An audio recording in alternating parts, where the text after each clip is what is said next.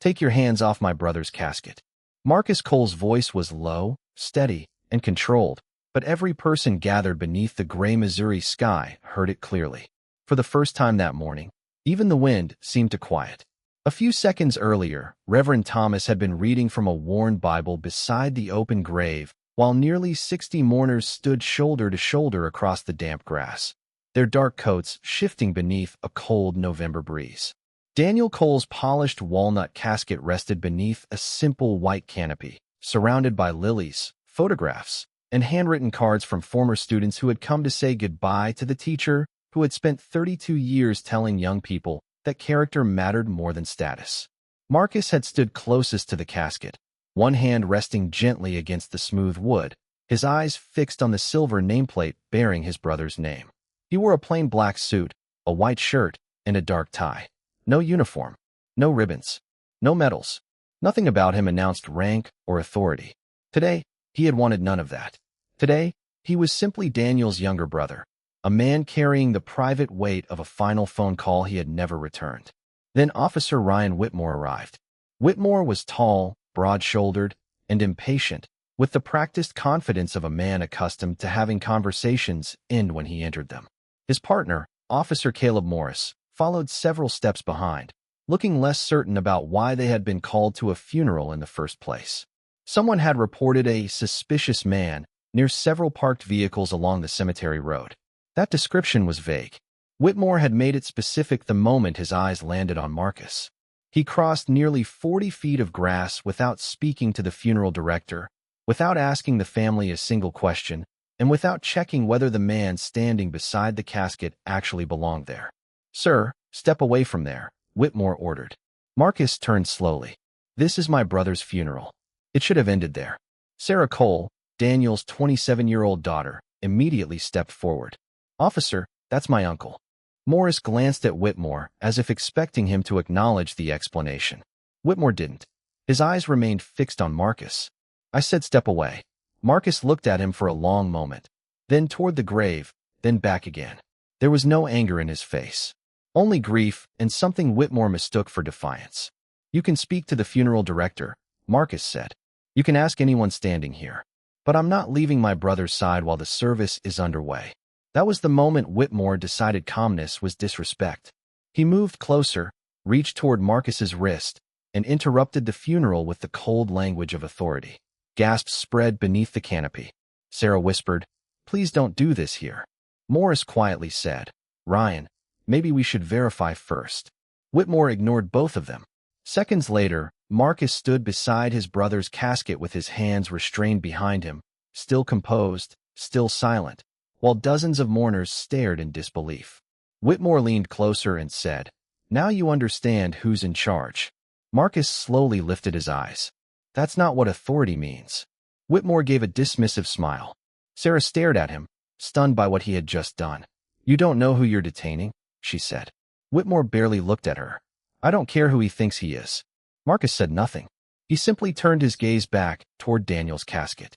Whitmore would remember those words 12 minutes later, when 3 dark government vehicles rolled through the cemetery gates, and one uniformed officer stepped out, saw Marcus Cole standing beside the grave, stopped cold, and immediately raised his hand in salute. 48 hours earlier, Marcus Cole had stepped off a late flight into St. Louis carrying one black suitcase and a silence heavier than anything he had brought home from war rooms, command centers, or official ceremonies. He had refused the military escort offered to him. He had declined the staff car. He had even asked that no local officials be notified of his arrival. For once, he did not want anyone waiting at the curb with a salute. He wanted to disappear into the crowd. To everyone passing through the terminal, he looked like any other tired man in his late 50s returning home in a dark overcoat. No one saw the 4 stars usually displayed on his uniform. No one saw the decades of service behind his careful posture. No one knew that decisions carrying national consequences had once waited for his voice. Marcus preferred it that way. His brother had never cared about rank. Daniel had called him Marcus even when senators called him General Cole.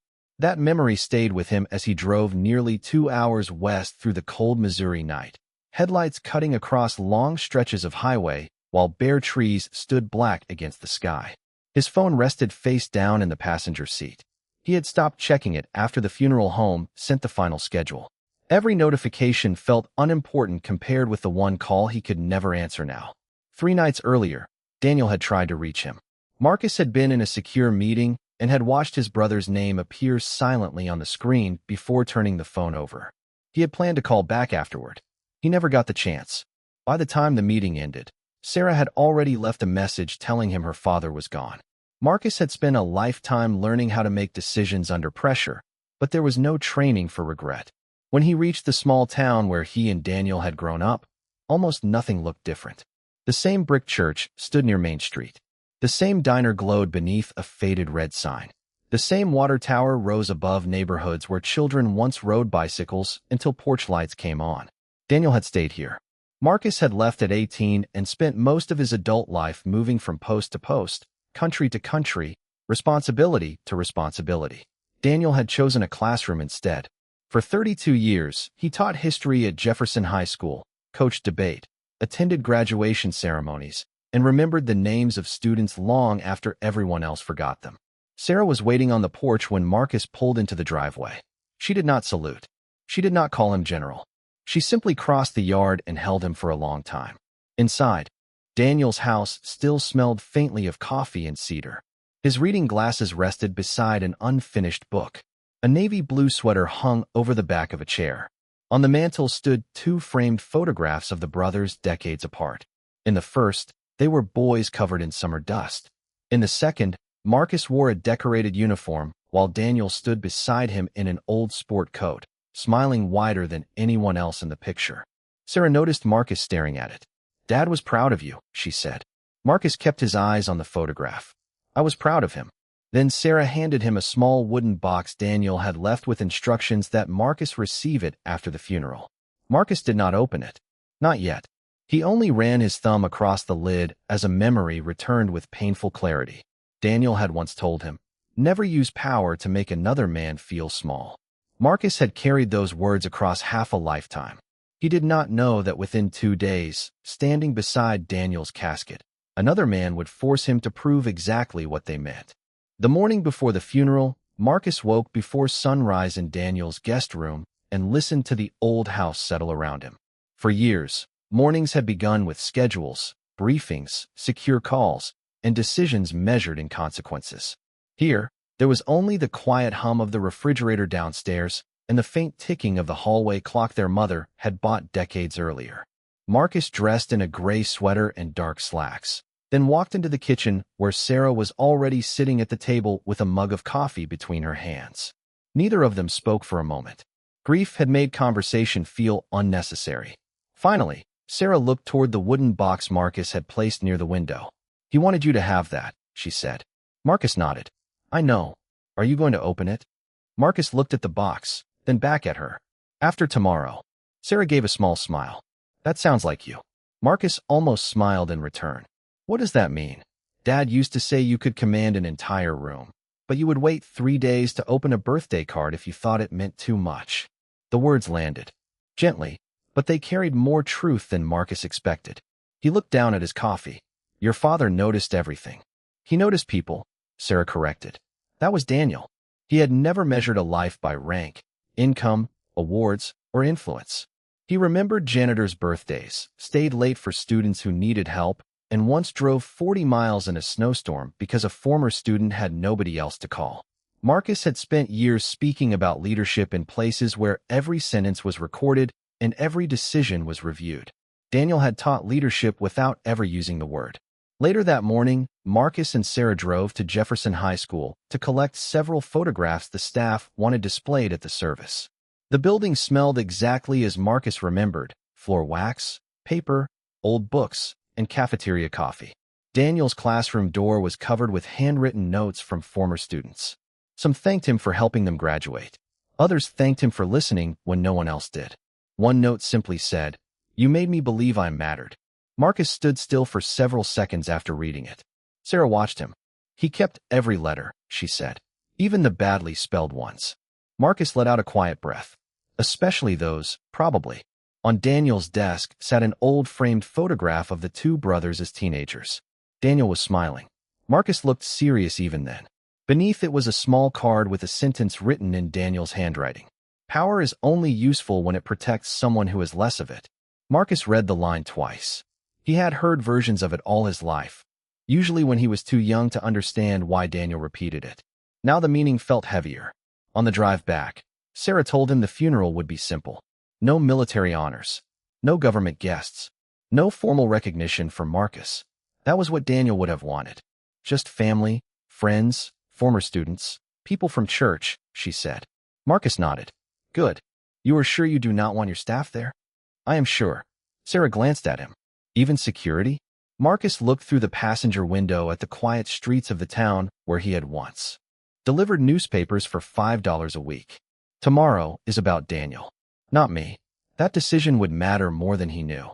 Because without uniforms, aides, insignia, or an official vehicle, Marcus Cole would arrive at the cemetery looking exactly like what he wanted to be that day. A grieving brother standing among ordinary people. And to Officer Ryan Whitmore, who would later see him from across a stretch of wet grass, ordinary would become an excuse to assume he had no power at all. The cemetery was already crowded when Marcus and Sarah arrived just after 10 o'clock the next morning. A cold wind moved across the open ground, carrying the smell of wet leaves and fresh earth, while gray clouds pressed low over the small Missouri town. Cars lined the narrow road in two uneven rows, some with out-of-state plates, others familiar enough that Sarah could name the families before they stepped out. Daniel had touched more lives than Marcus had fully understood. Former students came wearing work uniforms, business suits, college sweatshirts, and winter coats. Retired teachers stood beside church members.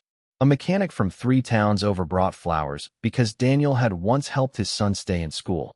Marcus noticed all of it. Every face seemed to prove something Daniel had spent his life teaching without ever turning it into a lesson. Influence was not always loud. Sometimes it looked like people driving 80 miles on a cold morning because one man had once made them feel seen. Marcus stayed close to Sarah as they walked toward the white canopy near the grave. He wore the same plain black suit he had chosen the night before. No military insignia. No security detail. No staff. In his coat pocket was the small wooden box Daniel had left him, still unopened. Reverend Thomas greeted Marcus quietly and placed a hand on his shoulder. Your brother talked about you often. Marcus looked toward the casket. I hope he left out the embarrassing parts. The Reverend smiled softly. Those were his favorite parts. For the first time that morning, Marcus laughed, though only for a second. Then the service began. The crowd settled into silence as the Reverend spoke. About Daniel's patience, his humor, and his habit of carrying extra pencils because he believed no student should ever feel ashamed for being unprepared. Marcus listened with his hands folded in front of him. Behind the grief, another feeling began to surface. Pride. Not the ceremonial kind he had known at promotions and official events. Something quieter. Something personal. Several minutes into the service, 2 patrol cars turned through the cemetery entrance. Few people noticed at first. Marcus did not notice at all. Officer Ryan Whitmore was driving the first vehicle. Caleb Morris followed in the second. They had been dispatched after a caller reported a man moving between parked cars near the cemetery road. The description was incomplete. Male, dark coat, possibly checking door handles. No confirmed theft. No clear vehicle identification. Morris had said on the way over that they should speak to the funeral director before interrupting anything. Whitmore barely responded. We will figure it out when we get there. They parked nearly 100 yards from the service. From that distance, dozens of mourners in dark clothing stood beneath and around the canopy. Whitmore scanned the crowd, then noticed Marcus standing slightly apart near the casket. There, he said. Morris looked over. There what? That guy. Morris frowned. Based on what? Whitmore was already opening his door. He matches enough. Morris remained seated for a moment. Ryan, half the men here are wearing dark coats. Whitmore looked back at him. Then we ask questions. But that was not what he did. He crossed the grass with quick, deliberate steps while Morris followed several yards behind. Marcus heard footsteps approaching but kept his attention on Reverend Thomas. Sarah noticed first. Her expression tightened as Whitmore moved directly toward them. Excuse me, Whitmore said, loud enough to interrupt the prayer. Heads turned. Marcus slowly faced him. Sir, I need you to step away from the service. Marcus studied the officer's face. For what reason? We received a report about suspicious activity near the vehicles. Marcus glanced toward the road, then back. Then you should investigate it. Whitmore's jaw tightened. I am investigating it. Sarah stepped closer. Officer, this is my uncle. He has been with us the entire morning. Morris arrived and looked around at the mourners, now watching in uncomfortable silence. Ryan, maybe we should talk to whoever made the report first. Whitmore ignored him. Identification. Marcus reached slowly into his coat and handed over his driver's license. Whitmore looked at it for less than 2 seconds. Marcus Cole. That is correct. What are you doing here? Marcus looked toward Daniel's casket, then back at Whitmore. Burying my brother. The answer should have ended the conversation. Instead, Whitmore looked at Marcus as if the calmness in his voice had challenged him. And in that small, unnecessary pause, everyone standing beneath the gray Missouri sky could feel something beginning to go wrong. Whitmore kept Marcus's driver's license in his hand longer than necessary, turning it once beneath the pale morning light as though another answer might appear on the plastic if he stared hard enough. Around them, the funeral had stopped completely. Reverend Thomas lowered his Bible. Former students stood frozen beside folding chairs. Sarah watched the officer with growing disbelief, while Caleb Morris shifted his weight and glanced toward the cemetery road. Your identification checks out, Morris said quietly. Whitmore did not answer him. Instead, he looked at Marcus. You said this is your brother's funeral? Marcus nodded once. Yes. Name? Daniel Cole.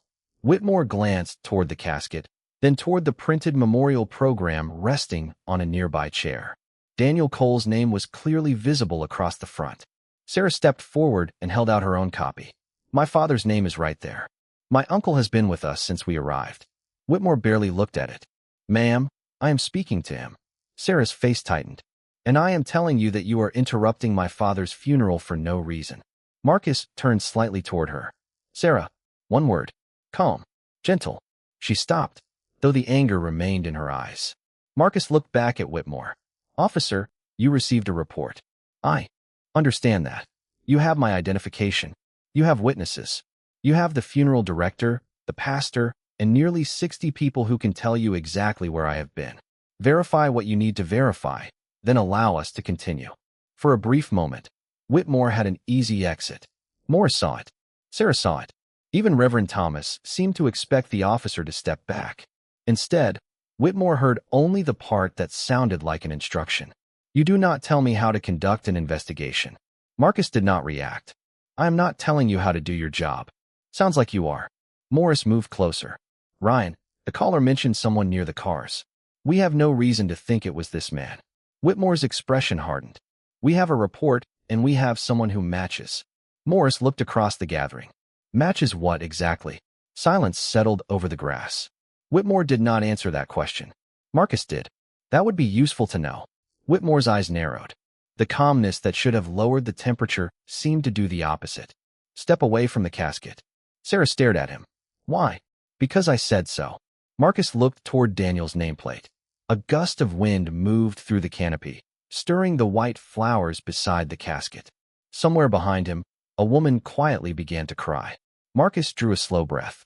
He had spent decades in rooms where one careless decision could carry consequences far beyond the people making it. He had learned that authority revealed itself most clearly when challenged. Good authority became more careful.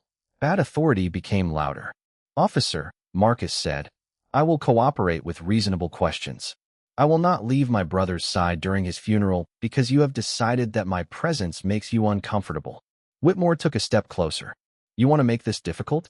No. Marcus's voice remained even. I want you to make it accurate. That sentence changed something in Whitmore's face. Pride took over where judgment should have been. He reached for his radio, spoke briefly to dispatch, then looked back at Marcus. Turn around. Sarah inhaled sharply.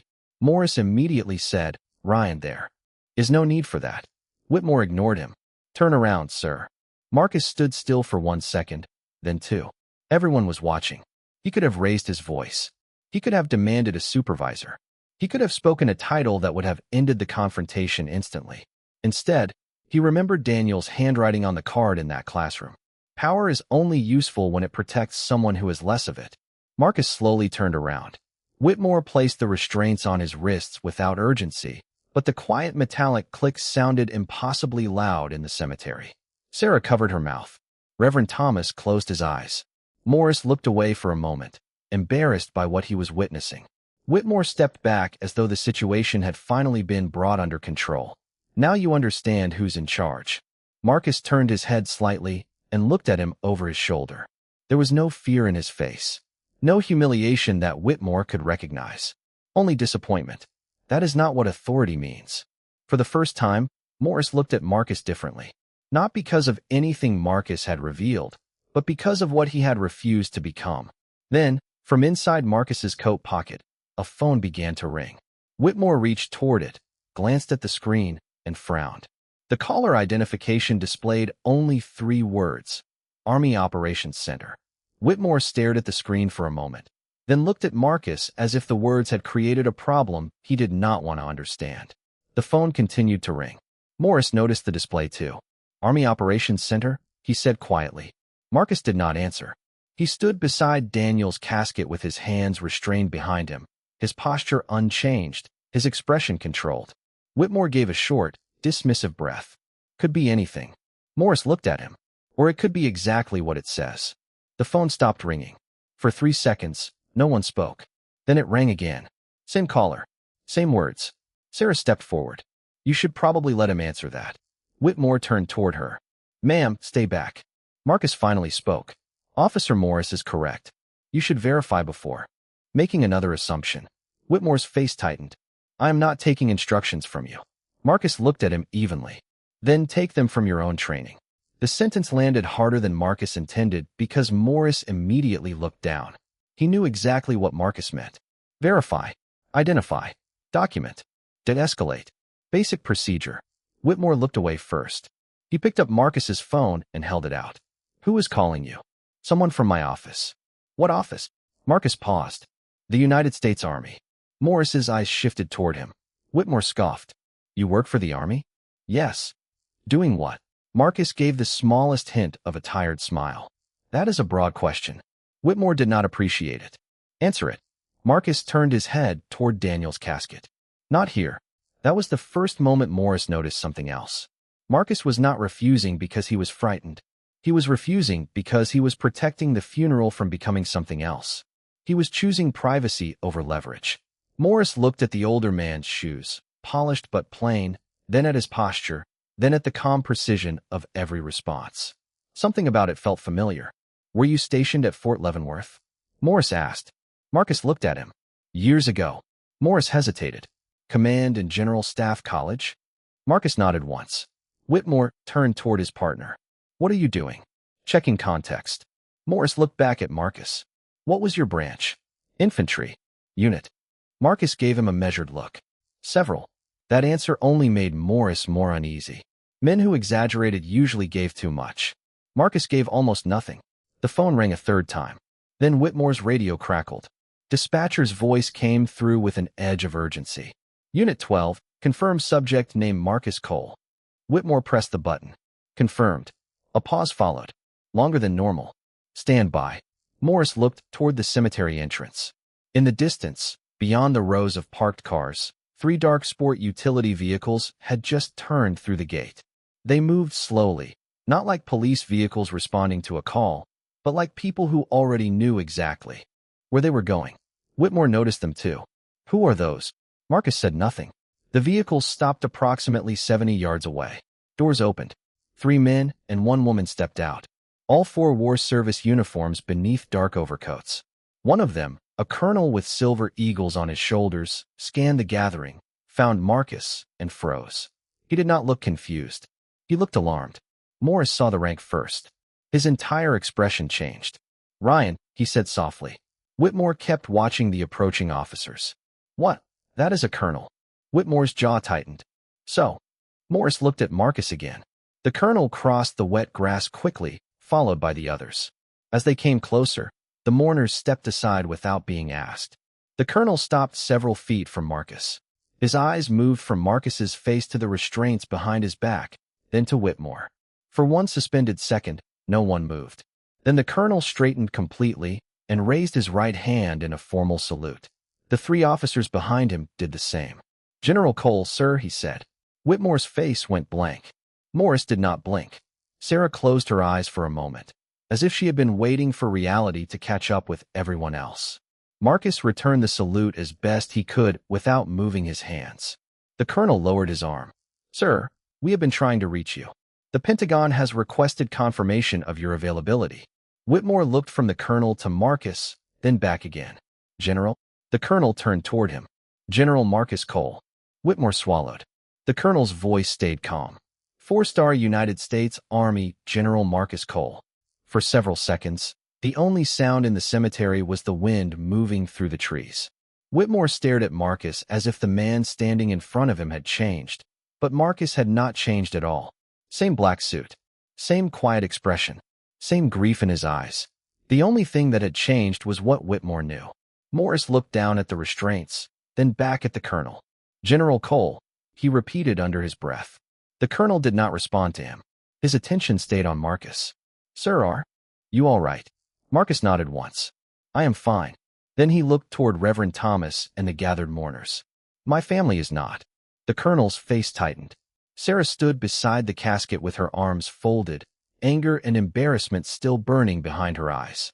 She was not impressed by the uniforms. She had already known exactly who her uncle was. Whitmore finally stepped forward. "General, if I had known who you were, I would have handled this differently." Marcus turned his head toward him. There was no triumph in his expression, no satisfaction, just a long, measured silence. "That is the problem," he said. Whitmore opened his mouth, but Marcus continued. "You should not have needed to know." The words settled over the gathering with more force than any raised voice could have carried. Marcus glanced toward the people standing beneath the canopy. "You had my identification.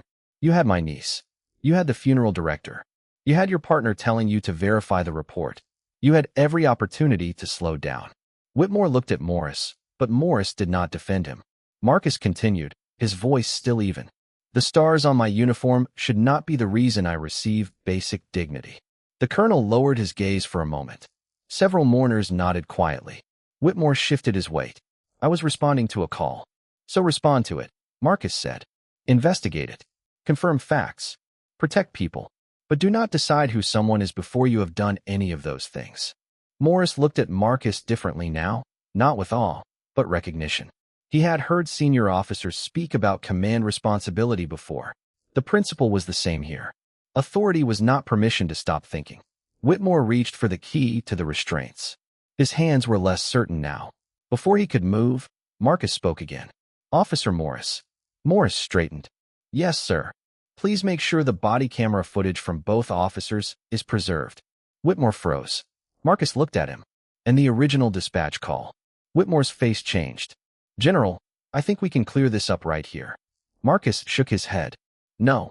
We can finish my brother's funeral here. The rest should be handled properly." Morris nodded slowly. "Understood." Whitmore looked toward his partner. "Caleb." Morris met his eyes. For the first time that morning, he did not look away. "He is right, Ryan." That answer seemed to affect Whitmore more than the salute had.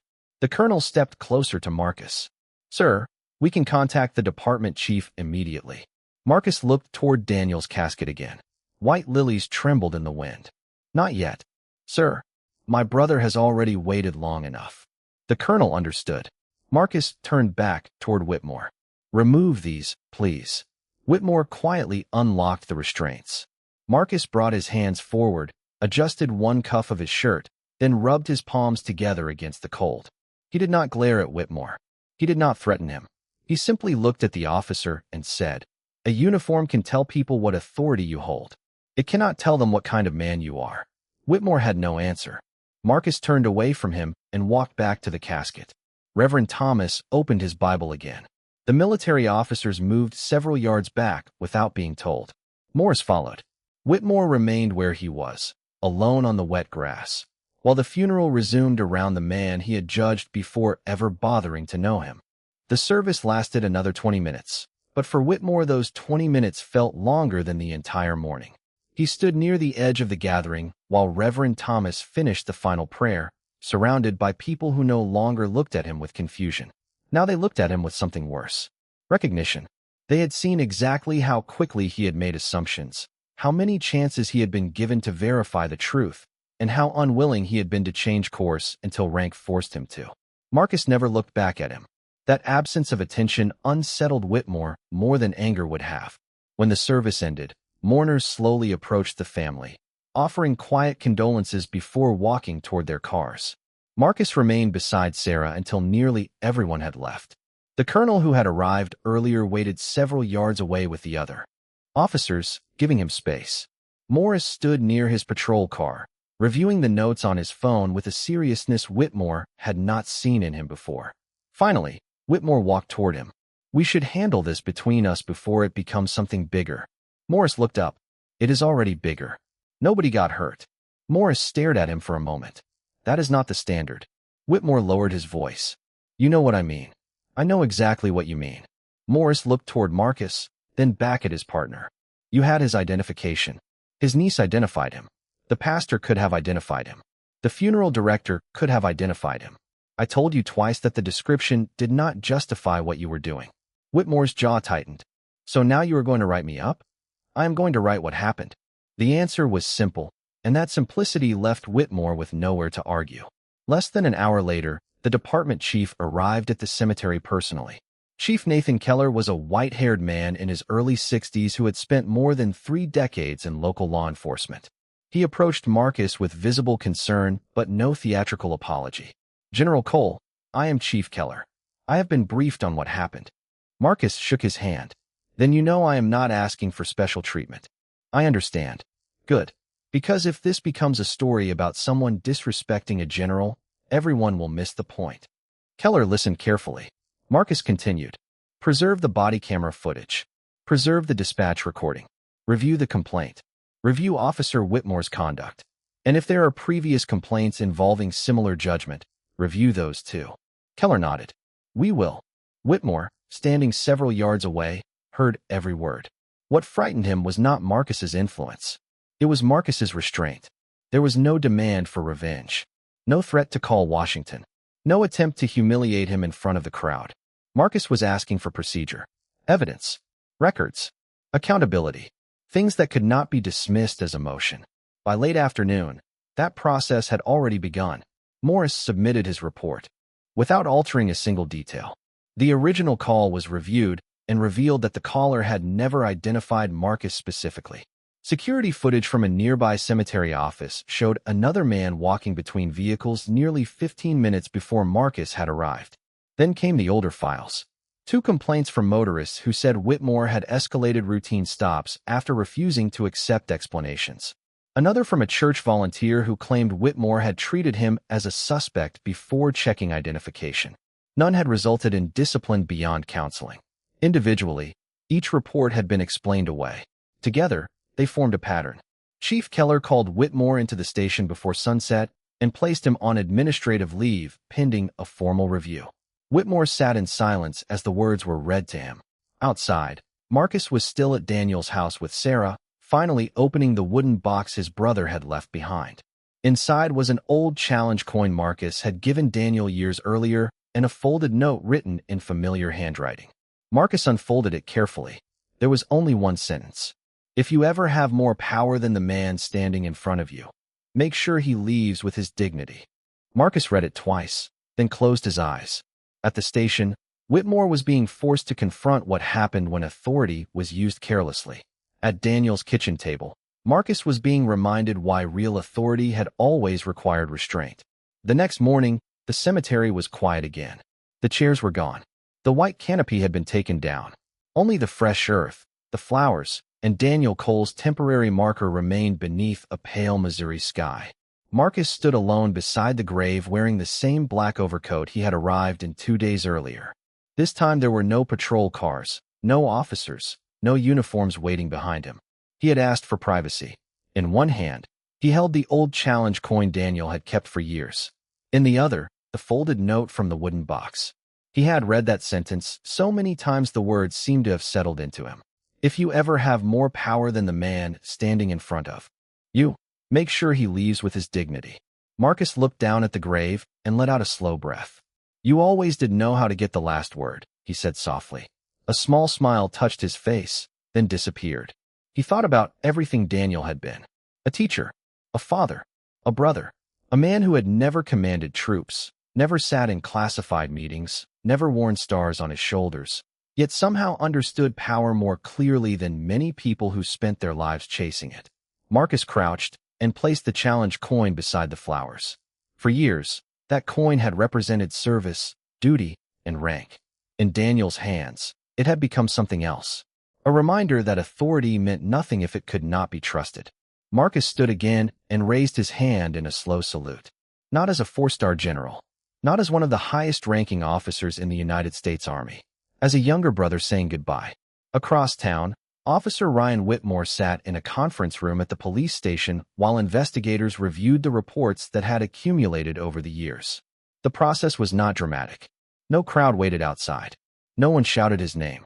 There was only paperwork, recorded footage, witness statements, and questions he could no longer dismiss. The department announced a formal internal investigation and an independent review of several earlier complaints connected to Whitmore's conduct. Chief Keller also ordered updated training on bias, verification, and de-escalation for the entire department, making it clear that the problem could not be reduced to one embarrassing morning. Caleb Morris submitted a supplemental statement of his own. In it, he admitted something that troubled him almost as much as Whitmore's actions. He had recognized the mistake early, but he had not challenged it firmly enough. That realization stayed with him. Authority, he learned, was not only about what a person did. Sometimes it was about what another person allowed to continue. Marcus received a call from Chief Keller later that afternoon. The chief explained what steps were being taken and apologized again. Marcus listened without interruption.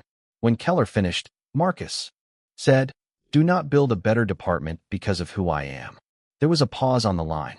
Build one for the next man who does not have 4 stars, a staff, or anyone important to make a phone call for him. Keller was silent for a moment before answering. Understood. Marcus ended the call and looked through the window of Daniel's house at the quiet street outside. Children were walking home from school. A delivery truck stopped at the corner. Someone across the road was raking leaves. Ordinary people living ordinary lives, most of them without titles anyone would recognize. Daniel had spent 32 years teaching people like them that their worth did not depend on whether the world considered them important. Marcus finally understood why that lesson had mattered so much. Whitmore had needed 4 stars before he reconsidered the man standing in front of him. Daniel never would have.